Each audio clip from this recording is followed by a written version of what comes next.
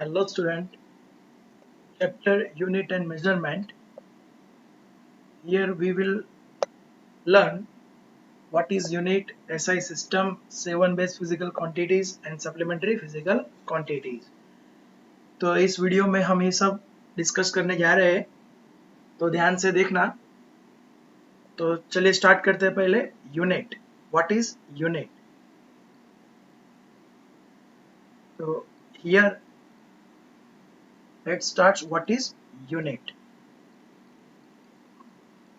तो मैं आपको यूनिट बताता हूँ यूनिट क्या होता है।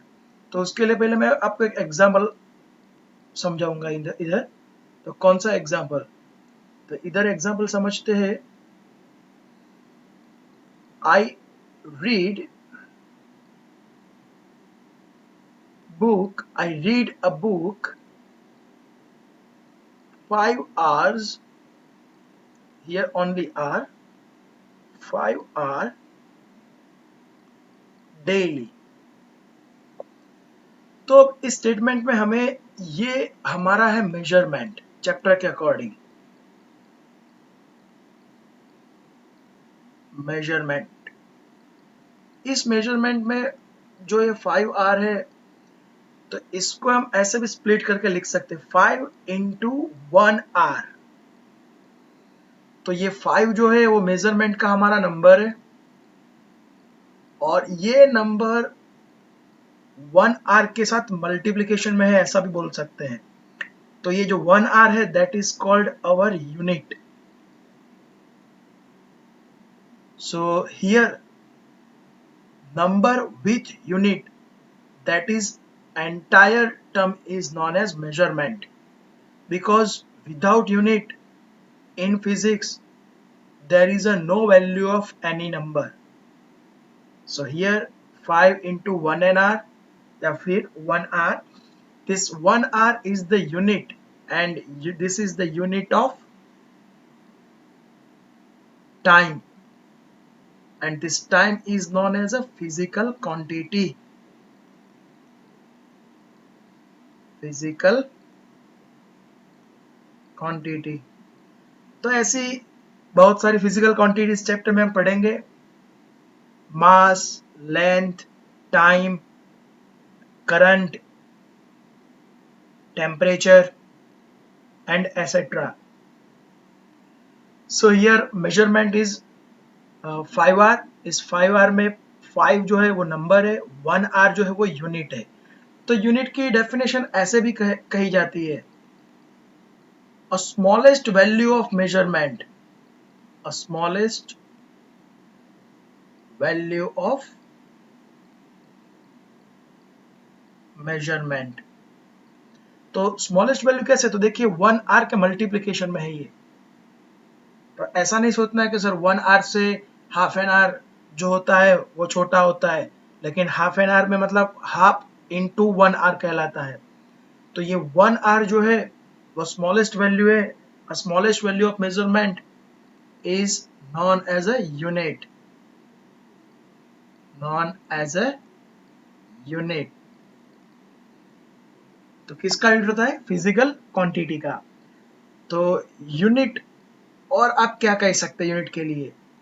The result of a measurement, the result of a measurement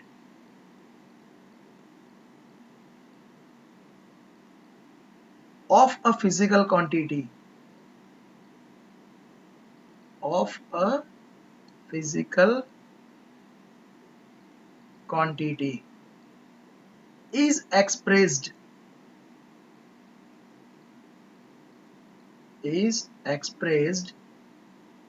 by a number, by a number with a unit, with a unit। तो देखिए ये नंबर एक्सप्रेस किया गया है with unit, that is the entire measurement for this physical quantity. हम तो ये 5 are जो है वो टाइम मेजरमेंट है। टाइम जो है वो फिजिकल क्वांटिटी है, उसका मेजरमेंट जो है उसके लिए मतलब ये टॉपिक है। तो ऐसे बहुत सारे हमें यूनिट भी पढ़ने हैं। तो चलिए स्टार्ट करते हैं। व्हाट इज यूनिट, तो व्हाट इज यूनिट में इतना तो बताया।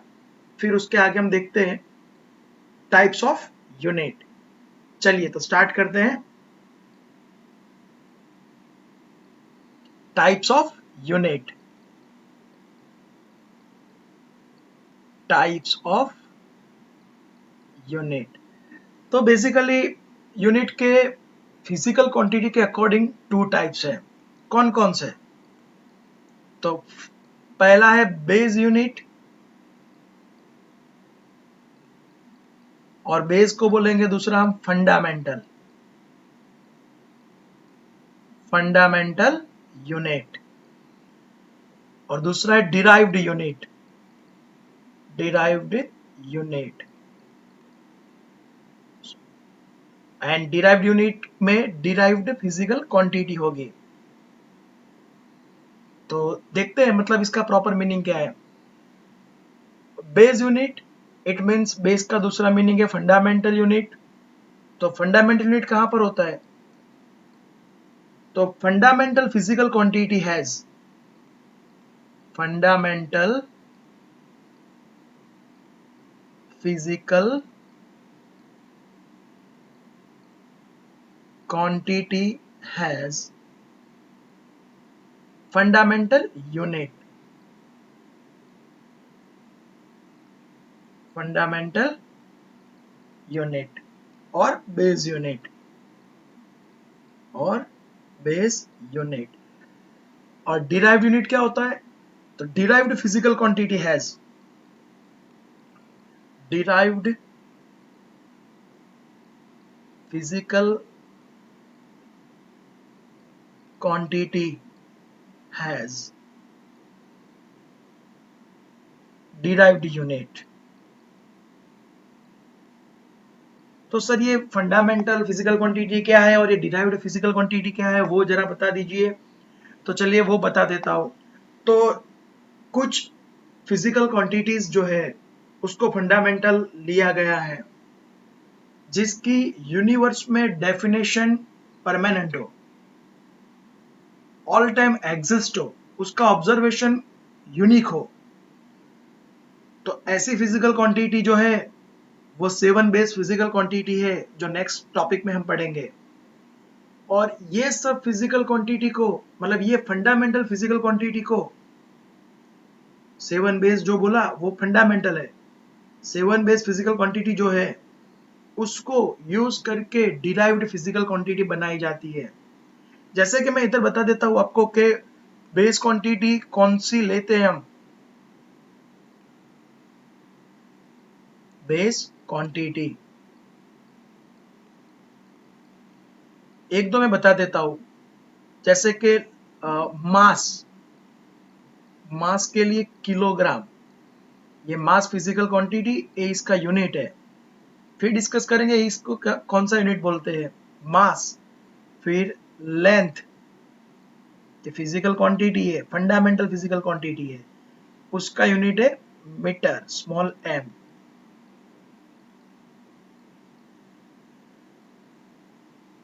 फिर टाइम, तो सेकंड। ऐसी 7 बेस क्वांटिटी है हमारे पास। तो ये सब, ये यूनिट कौन से हुए? ये बेस यूनिट हुए, और ये बेस फिजिकल क्वांटिटी है। तो डिराइव्ड फिजिकल क्वांटिटी कौन सी है? डिराइव्ड, तो आप जानते हो स्पीड, स्पीड का मीनिंग होता है travel distance upon time interval. तो distance measured in length, one kind of meter, and time interval in second. So this meter per second, this is the unit for speed. तो ये जो unit हुआ ये हुआ derived unit. Derived unit is a combination of more than two or more than two fundamental physical quantities। तो अगर ये derived unit हुआ तो स्पीड को हम बोलेंगे derived physical quantity, derived physical quantity.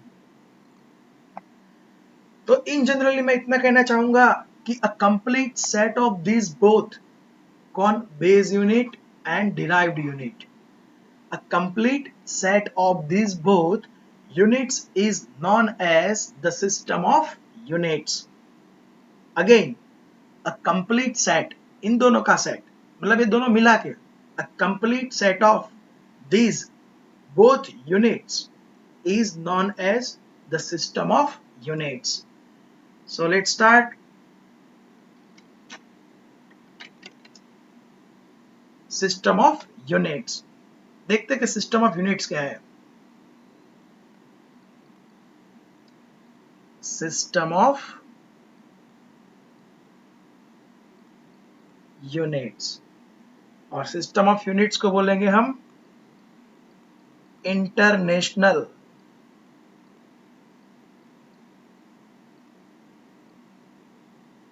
System of unit. इसको बोलेंगे शॉर्ट फॉर्म में एसआई यूनिट। जो ऑल ओवर वर्ल्ड में यूनिट यूज होता है वो ऐसा यूनिट होता है, सभी जगह पर उसका मीनिंग कॉमन निकलता है, इंटरनेशनल सिस्टम ऑफ यूनिट। तो इस एसआई यूनिट में बेसिकली 3 सिस्टम इंक्लूड है। There are such A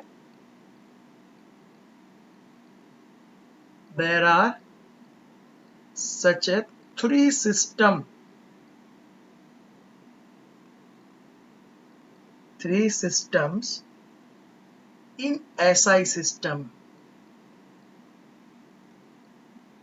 SI system. तो 3 सिस्टम्स में से नंबर 1 कौन सी सिस्टम, यूनिट लिखने के लिए तो CGS सिस्टम। अब CGS सिस्टम में क्या होता है, C stand for centimetre, centimetre, फिर G stand for gram and S stand for second. तो कोई भी यूनिट ऐसी फॉर्मेट में लिखा गया होगा सेंटीमीटर, ग्राम और सेकंड, तो वो CGS मेथड से लिखा गया यूनिट है, ऐसा कहलाता है। Number 2 FPS system, FPS system. तो F जो है उसको बोलेंगे हम फुट,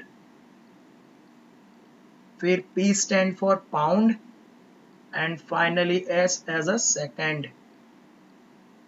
तो ये सिस्टम का मेन हमारा अप्रोच है, foot, pound and second. Basically ये ब्रिटिश सिस्टम है, ब्रिटिश मेथड में ये यूनिट यूज होते हैं। जैसे कि वो लोग 1 फुट यूज करते हैं, तो 1 फुट हमारे लिए कितना होता है 30.5 सेंटीमीटर। तो राइट हैंड साइड मैंने CGS मेथड में लिखा और लेफ्ट हैंड साइड मैंने FPS सिस्टम में लिखा। दोनों की वैल्यू इक्विवेलेंट है, इक्वल है, सॉरी, दोनों की वैल्यू इक्वल है। 1 foot is equal to 30.5 centimetre. वैसे पाउंड और दूसरा है हमारा ग्राम, तो मैं किलोग्राम में समझाता हूँ कि 1 किलोग्राम जो होता है हमारा वो अप्रोक्सीमेटली 2.2 लिब्रा पोंडो होता है। लिब्रा पोंडो, it means nothing but pound. लिब्रा पोंडो को बोलेंगे हम पाउंड, और इसको डिनोट किया जाता है लिब्रा पर से LB। 1 kg is equal to 2.2 LB। और ये रिलेशन आगे भी मल्टीप्लिकेशन में यूज होते हैं, मतलब 1 kg है तो 10 kg के लिए कितना होगा 22 लिब्रा पोंडो, लेकिन ये नहीं बोलते हम, LB बोलते हैं। This is one kind of pound. 2.2 pound भी बोल सकते हैं, 2.2 LB या फिर 2.2 पाउंड। एनीवेज, ये तो मैंने एक रिलेशन बताया। हमारा तो भी FPS सिस्टम में ये 3 चीज काम की है, फुट, पाउंड एंड सेकंड। तो थर्ड वन कौन सी होगी हमारे लिए, MKS system, MKS system.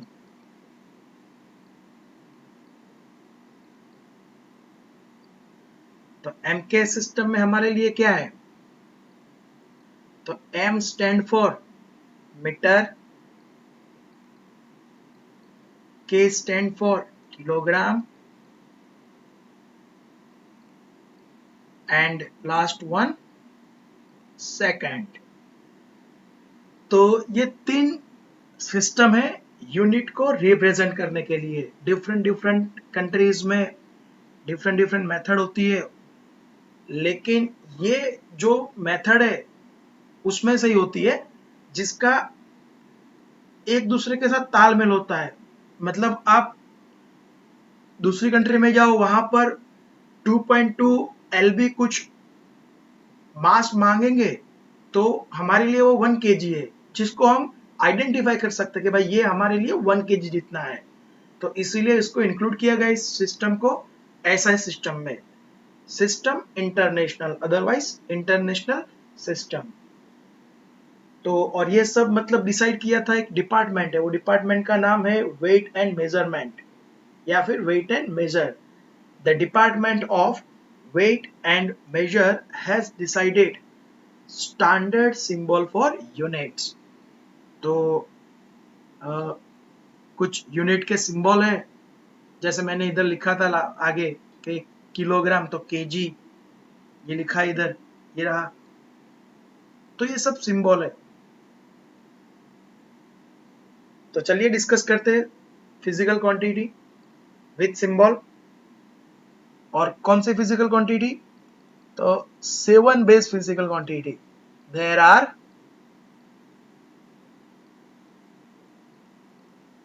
7 base physical quantities, जिसको हम पढ़ेंगे उसका कौन सी क्वांटिटी है उसका name, unit and symbol. So let's start. Base quantity कौन सी लेंगे हम? Base quantity, base quantity. फिर नेक्स्ट कॉलम बनाएंगे हम यूनिट के लिए, और थर्ड कॉलम है हमारे लिए सिंबल के लिए। तो चलिए, बेस क्वांटिटी नंबर 1, उसके लिए हम लिखेंगे मास। मास जो होता है वो बेस क्वांटिटी है, उसको रिप्रेजेंट किया जाएगा कैपिटल M से। इसका यूनिट है किलोग्राम। तो अभी ऐसा मत सोचिए कि ग्राम क्यों नहीं लिखा, किलोग्राम लिखा। ग्राम और किलोग्राम दोनों मास के लिए ही है, लेकिन किलोग्राम में रिप्रेजेंट करना है बेसिकली मैक्सिमम सभी यूनिट को एसआई सिस्टम में एमकेएस पैटर्न में रखना है मैक्सिमम केसेस में, इसलिए प्रायोरिटी किलोग्राम को दी गई है। मास मेजर इन किलोग्राम और सिंबल है स्मॉल केजी। तो इधर कुछ रूल्स भी है यूनिट लिखने के, उसके सिंबल लिखने के। तो कहीं पे भी फुल स्टॉप नहीं आता है, कॉमा नहीं आएगा, तो ध्यान देना है। और कोई केजी किलोग्राम है तो 10 किलोग्राम्स ऐसा भी नहीं होता है। 10 किलोग्राम्स ऐसा नहीं लिखा जाता, एस नहीं लगाते इधर, तो ऐसा भी नहीं है। ओके, कई बार आपने कहीं पे भी देखा भी होगा कि 10 आवर्स, तो ये गलत है, एस नहीं लगाया जाता, 10 आर ही होता है। ओके, नंबर 2, मास के बाद लेंगे हम लेंथ।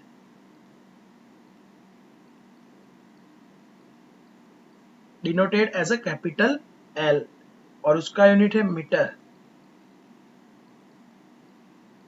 और सिंबल है small M. Third one base quantity is time. तो इसके लिए टी, और यूनिट है इसका सेकंड, और सिंबल है एस, स्मॉल लेटर में ही है।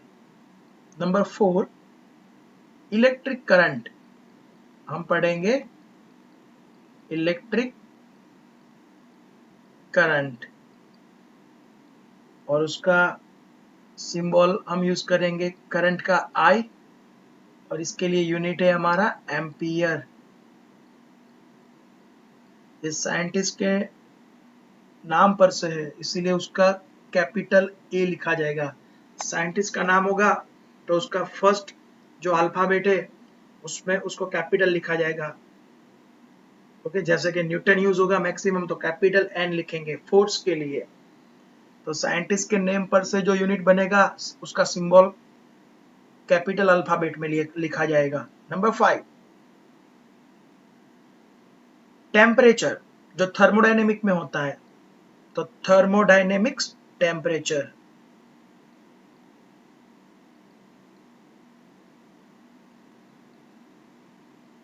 या फिर ओनली टेम्परेचर।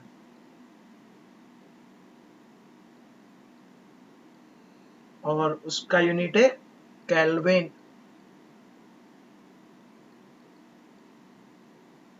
ये भी एक साइंटिस्ट का नेम है तो उस पर से ये केल्विन कैपिटल लिखा जाता है। Physical quantity number 6, base quantity, amount of substance, amount of substance. तो वाइडली यूज होगा केमिस्ट्री में, फिजिक्स में भी है हमारे लिए बहुत सारा। उसका जो अमाउंट है उसका यूनिट है मोल, और लिखा जाएगा MOL। और last 7th one, physical quantity, base physical quantity, luminous intensity, luminous intensity. और इसको यूनिट में लिखा जाएगा कैंडेला। क्या ला? कैंडेला। और this symbol is small CD। अब देखिए इसमें से फिजिक्स में बहुत कम यूज होने वाली फिजिकल क्वांटिटी है 6th one and 7th one, amount of substance and luminous intensity. लेकिन ल्यूमिनस इंटेंसिटी फिजिक्स में बहुत मॉडर्न फिजिक्स में बहुत आगे है। जैसे कि ये कहाँ पर यूज होती है ल्यूमिनेंस इंटेंसिटी, तो जो प्रोजेक्टर होता है, कौन सा? Video projector.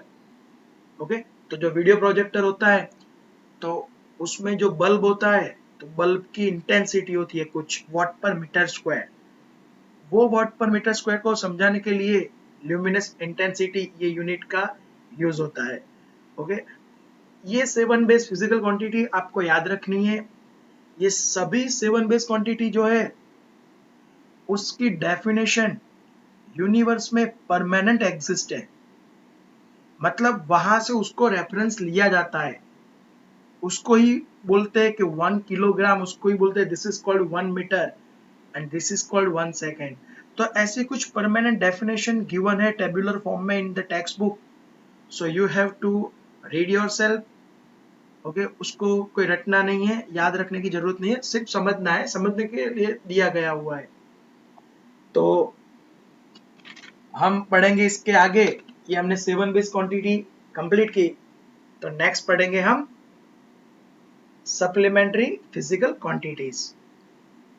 तो अब ये सप्लीमेंट्री फिजिकल क्वांटिटी क्या है वो भी देखते हैं, चलिए।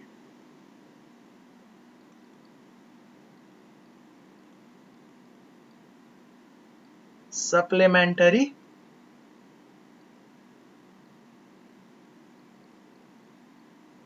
Physical quantity. तो ये सप्लीमेंट्री फिजिकल क्वांटिटी किसे कहा जाता है? तो जिस फिजिकल क्वांटिटी के पास यूनिट नहीं होता है वो physical quantity supplementary physical quantity कहलाती है। और ऐसी दो फिजिकल क्वांटिटीज को अभी इंक्लूड किया है SI सिस्टम में। तो सप्लीमेंट्री फिजिकल क्वांटिटी इधर हम पढ़ेंगे, ऐसी दो फिजिकल क्वांटिटीज है, there are two, only two नहीं है, जो इंक्लूड है SI में उसको मैं बोल रहा हूं। There are two dimensionless physical quantity, there are two supplementary physical quantity। तो there are two supplementary physical quantities जो है वो कौन कौन सी है? तो नंबर 1, मतलब यूनिट नहीं है लेकिन उसको आइडेंटिटी देने के लिए यूनिट उसका बनाया गया है, उसको बोला गया है। जैसे number 1, the physical quantity name is plane angle, plane angle, and its symbol is small d theta. The symbol is standard symbol is theta, but this is called small element. D represents for small element of plane angle. This is the theta is standard symbol. This is a small value d theta, small element, plane angle. और ये इसका unit बनेगा हमारे लिए, unit बनेगा, ये physical quantity है, इसका यूनिट बनेगा रेडियन, और उसका सिंबल जो होगा, तो सिंबल है उसके लिए RAD। ओके, और प्लेन एंगल के बाद दूसरी फिजिकल क्वांटिटी है, supplementary physical quantity, that is solid angle, solid angle, and it's symbol is, मतलब फिजिकल क्वांटिटी को एक्सप्लेन करने का सिंबल, यूनिट का सिंबल इधर रहता है, सॉलिड एंगल, उसका सिंबल है small d, this is called omega, Greek alphabet है। ओके, तो ये थोड़ा ऐसे समझिएगा। अब फैमिलियर शायद इससे, ओम जो होता है रेजिस्टेंस का यूनिट है ये, तो डी ओमेगा स्मॉल एलिमेंट, और इसका यूनिट है स्टी रेडियन, स्टी रेडियन, और सिंबल रहेगा S R, small S R. तो चलिए डिस्कस करते हैं थोड़ा फिगर के according what is plane angle and what is solid angle. Let's start here, plane angle first. चलिए प्लेन एंगल समझाता हूं। Plane angle the theta here, और ये समझने के लिए आपको एक सर्कल लेना पड़ेगा। तो चलिए एक सर्कल बना देते हैं जिसका रेडियस होगा हमारे पास, बेसिकली सर्कल के पास होता है रेडियस, फिर भी ऐसा बोलते हैं हमारे पास। चलिए रेडियस स्मॉल आर। तो अब समझना क्या है व्हाट इज प्लेन एंगल। तो देखिएगा, मैं इधर एक छोटा सा पार्ट कंसीडर करता हूं सर्कल का। ये देखिए रेड कलर में मैंने बनाया ये। अब इसका भी नेम जानते हो, this is called small element of the circle, उसका नाम है आर्क। क्या बोलेंगे हम? आर्क हमने लिया। सो आर्क का जो दो एंड्स है, दिस टू एंड्स, उसको हम टच करेंगे एपेक्स के आगे, सर्कल का एपेक्स जो है उसको ओ बोलेंगे। This arc subtend angle at the center, d theta, this is d theta, this one। चलिए, और ये रेड कलर की लेंथ जो है वो तो हमारा रेडियस आ रही है। ओके, तो ये सर्कल जो है, इस सर्कल का रेडियस r, और मैंने ये आर्क जो बताया है इधर,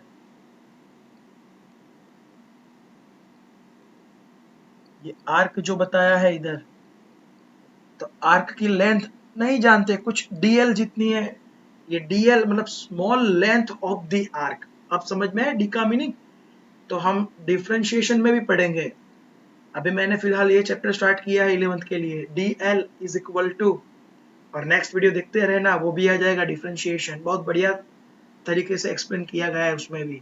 dl it is equal to, sorry मतलब dl जो है ये मैक्सिमम कितना बड़ा हो सकता है, ये पार्ट जो है आर्क कितना बड़ा हो सकता है। देखिए देखिए, ऐसे ऐसे ऐसे ऐसे ऐसे ऐसे करके, ऐसे ऐसे ऐसे ऐसे ऐसे ऐसे ऐसे कंप्लीट वन रोटेशन तक जो लेंथ है वो कितनी हो सकती है, मतलब dl की total length, it is known as a, ऐसा सिंबल है इंटीग्रेशन का, addition of small element of the length, it is nothing but 2 pi r circumference of the circle. Okay चलिए, अभी तो इसका काम नहीं है, मैंने बताया कि dl इसको बोला जाता है लेफ्ट हैंड साइड, इसको बोला जाता है लेफ्ट हैंड साइड को बोला जाता है स्मॉल एलिमेंट dl जो है ऐसे, उसका सबका एडिशन टोटल मिला के कितना बनेगा 2 पाई आर। तो हमारी तो डेफिनेशन है प्लेन एंगल के लिए the theta it is equal to arc upon radius.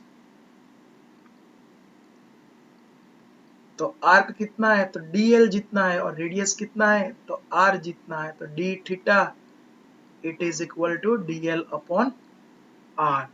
Okay तो अब देखिए ये यूनिटलेस कैसे है, तो dl मतलब लेंथ है, लेंथ मीटर में होगी, ये डिनोमीटर में, रेडियस वो भी मीटर में, मतलब यूनिट कट हो जाएगा, ऊपर नीचे यूनिट कट। यूनिट का भी ऑपरेशन ऐसे ही होता है जैसे नंबर का ऑपरेशन होता है, तो वो सब रूल्स भी है यूनिट के।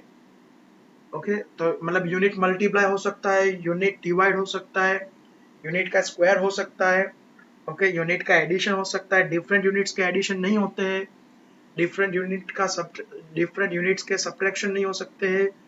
तो से अगर यूनिट सेम है तो सब्ट्रैक्शन एंड एडिशन हो सकता है, जैसे कि 5 लीटर प्लस 3 kg, तो इसका आंसर नहीं मिलेगा। क्यों, फिर से बोलता हूँ, 5 लीटर प्लस 3 kg, तो 5 लीटर वॉल्यूम है प्लस 3 kg मास है, ये एडिशन कभी भी नहीं होता, न्यूमेरिकल एडिशन कभी भी नहीं होता है, यूनिट सेम होने चाहिए।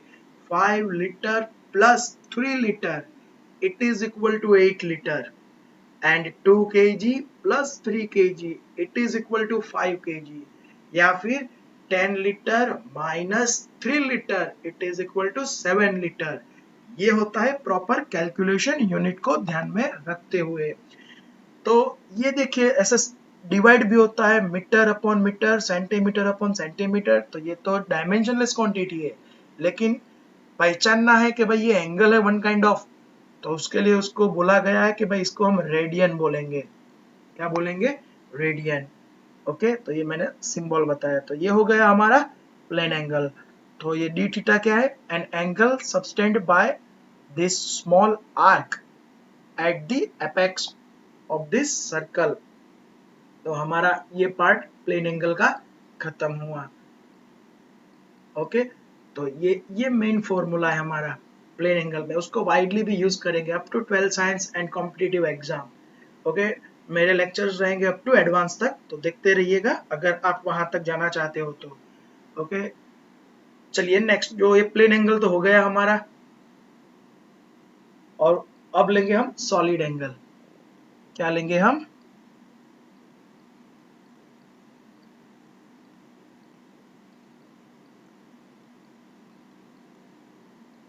D omega solid angle. तो इसको समझने के लिए थोड़ा, उससे तो कॉम्प्लिकेटेड समझने के लिए, लेकिन कॉम्प्लिकेशन कुछ नहीं रखूंगा, देखिएगा। एक स्फीयर ले लेते हैं, स्फीयर है लेकिन देखेगा आपको सर्कल जैसा है, तो समझिए कि एक मैंने वाटरमेलन ले लिया है, और इस वाटरमेलन का ऊपर का जो सरफेस है, सरफेस एरिया,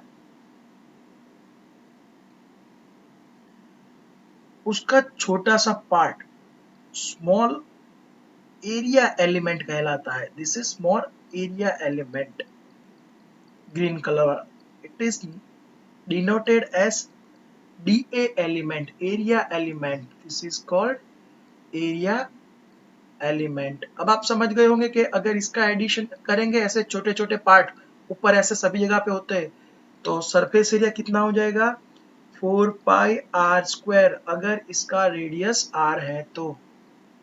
क्यों नहीं होगा भाई, हम रखेंगे r तो होगा। चलिए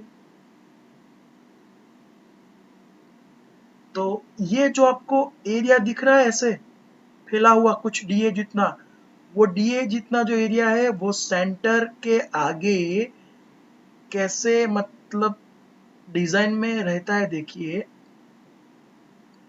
पॉपकॉर्न का जो बॉक्स होता है वैसा दिख रहा है आपको। तो इसको मैं जूम करता हूं समझने के लिए। तो देखता हूँ कितना बड़ा जूम हो सकता है।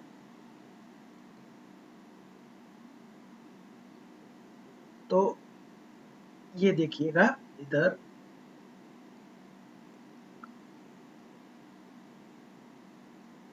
कुछ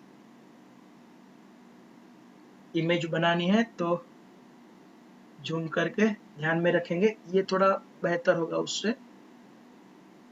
चलिए, ये मैंने ग्रीन कलर वाला पार्ट बता दिया आपको। ये सरफेस एरिया है स्मॉल डी ए जितना, डी ए। और फिर जो सेंटर है ये मैं शायद इधर बता देता हूँ, एपेक्स ओ पॉइंट जो था हमारा सेंटर वाला, ये वाला। तो ये रहा रेडियस हमारा, इसको टच किया। चलिए, बेहतर है इधर, ये रहा, ये रहा। तो ये जो है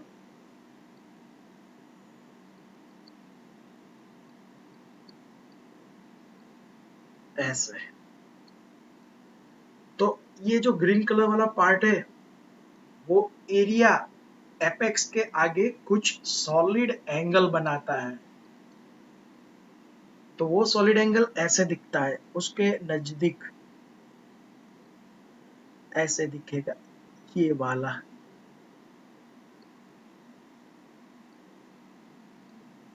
तो ये जो है this is called solid angle, ऐसा ही शेप है। और ये बना हमारा अप टू सेंटर तक रेडियस आर, और this is called D omega. Widely समझेंगे इसको भी, थोड़े बहुत कुछ न्यूमेरिकल है वहां ही, डी ओमेगा। तो डी ओमेगा की डेफिनेशन है